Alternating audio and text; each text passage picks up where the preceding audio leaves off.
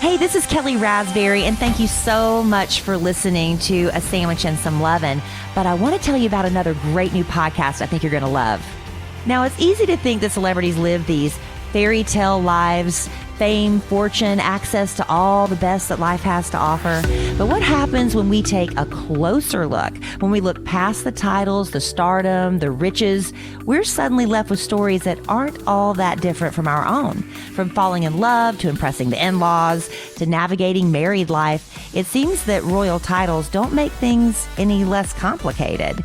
From Wondery, the storytellers that brought you Dirty John and Shrink Next Door, comes Even the Rich, an inside look at the world's most famous couples and their royally complicated love stories. Hosts Brooke Sifrin and Arisha Skidmore-Williams explore the unlikely royal love stories of the most famous family in the world. As they pull back the curtains, they come to find that royal or not, every couple's story has a humble beginning, two people falling madly in love. Now, we begin with Meghan Markle, an American actress with a burgeoning career whose life changed when a friend set her up on a blind date with none other than Prince Harry. From blind date to Duchess of Sussex, Meghan's journey to find love twists and turns into a fairy tale ending. And then there's Princess Diana, introduced to Charles at just 16. Diana couldn't imagine that only 4 years later she'd be engaged to the Prince of Wales. As Diana spends her 20s learning the royal ropes, she's met with challenges to both her love life and her public life that she could never have anticipated. Now, you're about to hear a preview of Even the Rich. To explore these royally complicated love stories, listen to Wondery's new show, Even the Rich, streaming now on Apple, Spotify, or wherever you're listening. And for ad-free listening, go to WonderyPlus.com. All right, Brooke, where are we starting this time? The Summer of Love. 1967? No, the other Summer of Love, 1980. That's the Summer of Love for Diana and Charles anyway. It's when they really start hanging out. They go to the orchestra to hear Verdi's Requiem, and they snog. What a hideous word to describe making out. I know. But after 2 months of snogging, Charles still isn't in love with Diana. He's just trying to figure her out. He's intrigued. She's 19, she's gorgeous, and she comes from a fancy family. What's there to figure out? She's a catch. But that's not enough. He likes what all men do. Her brain. You know it. No, she's feisty and she gives him shit. Like the time he invited her back to the palace after their first kiss. He says, "You must come to London with me tomorrow. I've got work at Buckingham Palace. You must come to work with me." And she says, "Well, bugger it. I do mind sitting there while you do your work." And he's like, "How dare you talk to me like that? Don't you know who I am?" No, he was into it. This is a guy who has always gotten 100% of everything he's ever wanted. So imagine what a turn-on it must be to have Diana give him such a hard time. In early September, the Queen hosts a weekend party at Balmoral. That's her castle in Scotland. There are picnics and deer hunts and black tie dinners, all to the constant soundtrack of bagpipes. Pretty much everyone the Queen cares about is invited. And this year, Charles asks his mummy if there's room for one more. Okay, so Diana must be really excited. Not exactly. In her words, she's shitting bricks. She knows if she's going to have a shot with Charles, then she has to win over his whole family.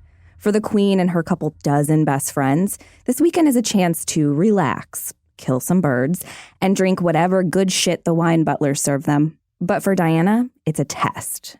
Literally, it's called the Balmoral test, and any woman who dates Charles must pass it. The rules are simple.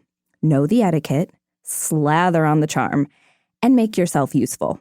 If you mess up in any way, then you fail. And poor Diana, she flunked out of that school where all you had to do was have good handwriting.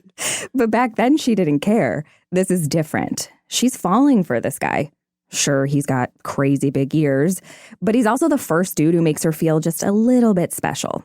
The first guy who makes her feel, well, like a princess. So, Diana does everything she can to ace the test. Question number 1. How do you win over a fuddy-duddy old-school dad like Prince Philip? Show up to a dinner and laugh at all the old guy's lame jokes. Check. Question number 2. How do you charm Charles' friends? Answer, go hiking with them, fall in the mud and laugh at yourself. The friends love this routine and they love Diana. Ding, ding, ding. Question number 3. This is a big one. Let me guess. Can you impress the queen? And said Royal Highness has been stealthily observing Diana the whole weekend. I assume from behind the ferns with her corgis on watch? Close. From behind the well-manicured hedgerows of roses. And she likes what she sees. An unfussy, no-nonsense girl. That's how the queen thinks of herself. So she's impressed with Diana's down-to-earth ways and invites her to go horseback riding. Wow. That's like extra credit. Diana is actually scared to death of horses. But that's not what she says. She lies and says, "That's totally my fave. Count me in." So then what does she get for acing the exam? She gets to go fishing with Charles on the River Dee. Please tell me that's a euphemism. Unfortunately, no. She sits there on the banks and listens to Charles explain the difference between identical-looking fishing flies. I really, really want you to be kidding. I cannot imagine going on a date where they're like, hey, here's this fish and here's this fish. What's the difference? I mean, the best dates have mansplaining about fishing. You're not wrong. So many guys have pictures of fish in their profiles. I don't understand it. Anyway, tell me he at least sneaks in a few snogs.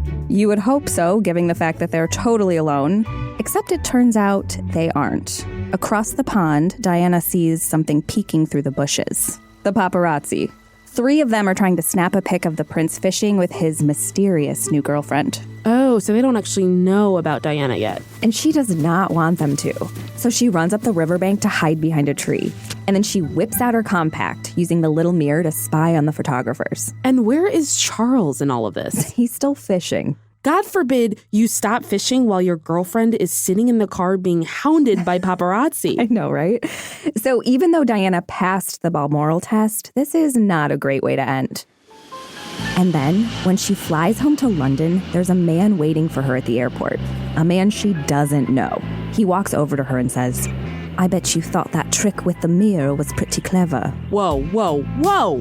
How is it possible that a photographer found out who she was and got there before she did? He's actually a reporter for The Sun, and he writes a front-page story with this headline: